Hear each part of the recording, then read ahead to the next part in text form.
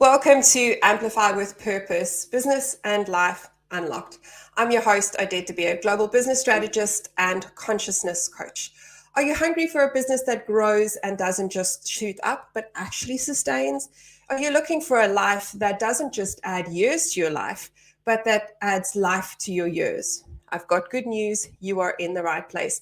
This is where we roll up our sleeves and tackle everything from skyrocketing your business to sculpting a life that you're head over heels in love with. So strap in, because we are going to amplify your life and your business today. So quick recap. If you listened to the previous episode, we dug deep into why distractions own us. Oh my goodness, it was such a cool episode. If you haven't listened to it yet, go back and listen to that one before you listen to this one. Now, I'd like for you to get ready to lock in new attention spans, because we have Dr. Emma back to talk to us about practical strategies to focus. Dr. Emma, thank you so much for joining us again today. Thanks so much for having me, Odette. So would you mind sharing with us what is the evidence-based strategies that can help us focus? Last week, we spoke about how distractions play into our lives and how digital media and social media all come to distract us. Can you give us some help? How do we fix this thing? Well, there's lots of different strategies, and I would suggest that it will depend a little bit on the person, but what I will talk about, I think, are things that have been really helpful that, research has found will help people stay focused and be productive through the day. So at the end of the last episode, I talked about having a meta-awareness of your attention. So being really conscious of how your attention changes and fluctuates through the day. And that is so that we can plan our tasks and activities for getting the most done in the day. So the main thing is, really to understand, like your circadian rhythms, there'll be slumps, there'll be tired periods and that sort of thing. So I particularly like Cal Newport's work. He has written a book called Deep Work, and it's about, optimizing your attentional capacity. So that's a really good resource for your listeners if they're particularly interested. But the things that we need to think about with our meta-awareness and make decisions about is where you will work, how long you will work for, and how you will work. So I'll talk about those a little bit, because having that meta-awareness and setting up our day is going to help us, to optimize our attention. So are you happy for me to expand on those three? So where you will work is about setting up your workspace. So often we get distracted by Wi-Fi, right? The internet and emails and that sort of thing. So sometimes going to a cafe that's sort of not connected might be a really good place to get things done. I love working in the airport. I don't know why. There's a lot of distractions, but I can really focus because it's outside of my normal sort of, environment. So there aren't things to do or the normal distractions, and I get things done. I don't know if you know this story, but J.K. Rowling, the author of Harry Potter series, she was in an interview with Oprah Winfrey and had said she couldn't get anything done because the window cleaners were there, the kids were running around, the dogs were barking. So she chose to work at the Balmoral Hotel in Edinburgh, which is a very fancy hotel and probably not open, or accessible to all of us, but she just, just to get away. So thinking about where you're going to work and setting up your workspace obviously is helpful. So making decisions, but that Wi-Fi connectivity might be a great idea to think about. The next thing to think about is how long you will work for. So it might be 20 minutes, it might be 40 minutes, but to have a plan and to stick to that plan can be really helpful. I like to work for 45 minutes before I have a break. But there's a very popular technique called the Pomodoro technique, which talks about a 20-minute of work and a 5-minute break. So whatever works for you. I suspect I'd be just got into my task in 20 minutes and wouldn't want to stop. But, and the other thing to think about is how you will work. So that means setting yourself up for the day. all very straightforward, but coffee is a really good stimulant, so I don't mind at all if people have good coffee. But yes, setting up for the day and, making sure that you, have the good food that you need and all of those sorts of things. So they're sort of the basics around that. There's also, of course, strategies around managing digital distractions, which I can go into in more detail if you would like. Please. So these are straightforward, but they're very effective. And we need to develop routines, I guess, around all of these things. So developing a routine and a habit, and then, having that as a part of your work life will make things much easier because you don't need to think about it then. Once it's a habit, you won't need to think about it so much. But turning off your email package when you need, your email provider, when you need to get things done so you don't get the notifications. And you might want to check your emails at prescribed intervals, like maybe at lunchtime, at the end of the day. It will, of course, depend on your work setting, but having a schedule so that you're not always available, and you don't get those email distractions. Obviously, our phones are really distracting, so you might put it outside, put it in a drawer.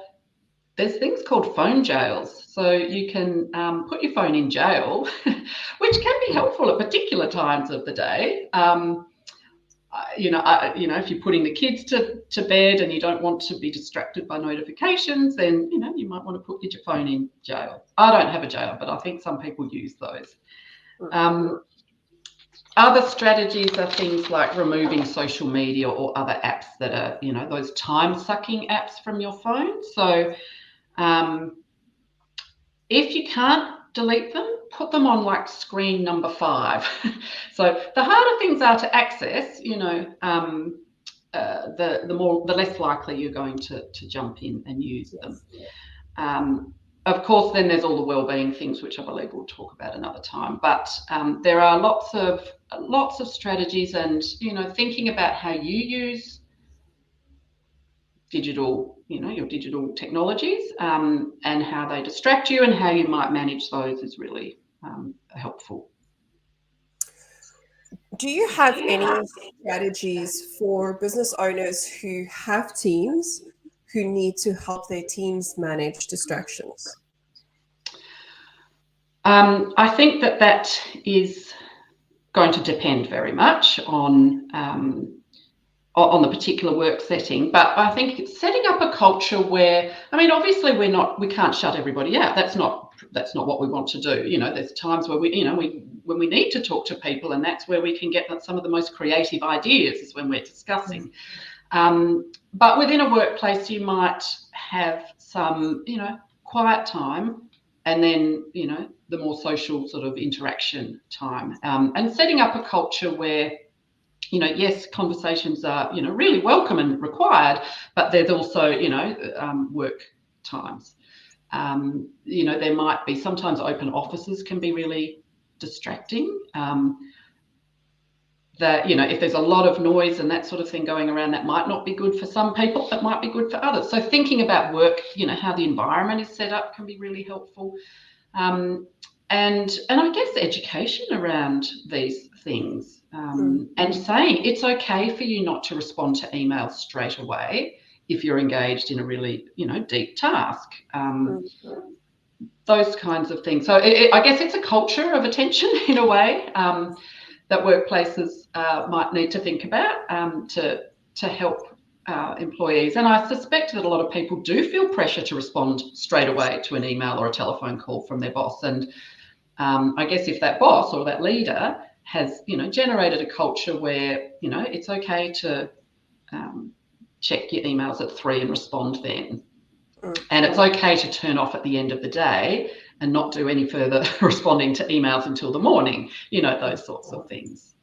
I love that. So for me, one of the biggest things in successful business or in life is communication. I talk about crystal clear always. Brene Brown says it best. She says, to be clear is to be kind. And I think it's important in this aspect that leaders are clear about the expectations that they have for their teams. We don't want bums in seat. We want people who produce results for us, whatever that result is. And we need to give them the space to be their best selves. We need to create an environment where you can bring your whole self to work. Of course, I've been in environments where your phone gets locked in a locker, and it's for the individual, it's a little bit stressful, because what if there's an emergency at home or something like that? So those are things that you need to consider. I also think it's important, like you said, is that we think about how we set up the workspace. You don't necessarily want your actuarial team or your accounting team right next to the coffee station where everyone's chatting and catching up over the weekend, because those guys need to focus. So it is about thinking where you put people, what works for them. I also believe it's important for us to understand who we have on our team so that we can get the best out of them. I don't think that it is a one-size-fits-all. I think that you mentioned it in the beginning, circadian rhythms. I am at my best in the mornings. If you want me to do deep work, then the morning is it. If you came to me in the afternoon and said to me, hey, I need your best thoughts on this thing, you're not going to get it. And that's some people are awesome later in the afternoon. So I think as leaders, we need to consider who we've got on our team and what works best for them. And as far as possible, accommodate what works for that individual so that we can work well collectively as a team. And like I said in the beginning, it's about communicating it to say, look, I understand these things need to happen. So if you're best in the morning, then we'll create a space for you to do so. And you're better in the afternoon, we'll create a space for you to do so. And then we will have time where we come together and talk about the things. Obviously, I often talk about, when it comes to governance, I talk about the road, the lines on the road. So there's the dotted line where you can pass when it's safe to do so. There's a yellow line where you only go to emergencies. And there's a white line where you just simply cannot pass because it's not safe to do so. And if we create those rules of engagement for our teams, then they will be able to operate and function in that more effectively. And our businesses will start flourishing because we've got a team that's happy, they're engaged, and they're able to be their best selves. Dr. Emma, what are some of the strategies that you could offer to parents who do have younger kids or even teenagers who are trying to instill within them, I guess, the habit of being more attentive to how they get distracted or how they focus? I'm not sure it would be the answer to that, because I'm still struggling with my teenagers. But I think there are some very good, I can't remember the name of the program, but there is a program that Flinders Uni's put out that's apparently excellent, that schools can implement, and I can let you know what that's called later if you'd like. But I think really just the education and setting up again, like, we have a work culture and we have a family culture. So, if we all get together at the dinner table, then, we all agree that that's a phone-free time. And yeah, same with homework and those sorts of things, that we have phone-free times. But I think this is still a work in progress in my household and probably in many others. But again, just, the education and the and having the family rules and routines around digital distractions, I think is really helpful. Not having digital, phones and that sort of thing in bedrooms. I'm having this discussion with my 11-year-old at the moment who wants to put a monitor in his room, and I've said no, there's not, and he can't work out why. I'm like, because that's not, once you let it go, it's very hard to pull it back. But yes, I mean, children's brains are the same as our brains, and they are, being as, they're getting sucked into these, into different apps and different, social media things. And I think it's a sort of a combination of school and home and educating the kids. Awesome. Well, there you have it, folks. If you want to get the best out of your team, out of your family, or even yourself, it starts with an awareness of when you are at your best, what are the things that grabs your attention, with some practical strategies that Dr. Emma has shared with us. Put your phone in jail or switch off your email. Perhaps don't start your day on email. as we've been talking, one of the things that continues to come up for me is if you fail to plan, you plan to fail. And this very much ties into how much attention we've got. We have to plan our days. You cannot expect to be a successful business owner or a successful anything if you don't have a plan. So create that plan as far as possible, stick to it. Of course, we know things happen. There will be emergencies. There will be things that you need to attend to immediately. But as far as possible, if you've got a plan, you are well on your way to being more focused and more productive in your day. So there we go. We all need to pay attention and we all need to focus on different things at different times of the day. So it's important that we have an understanding about what that is all about. So remember, if you enjoyed this episode, which I'm sure you did, remember to like and subscribe. Dr. Emma, thank you so much for your invaluable insights. It has been an absolute pleasure chatting to you. For those of you who haven't listened to the first podcast, remember to go back and listen to why we get distracted before you find out how to fix those distractions. Stay tuned for our next episode where we are going to talk about the well-being and the foundations of focus. So until next time, have a fantastic day. We'll see you soon.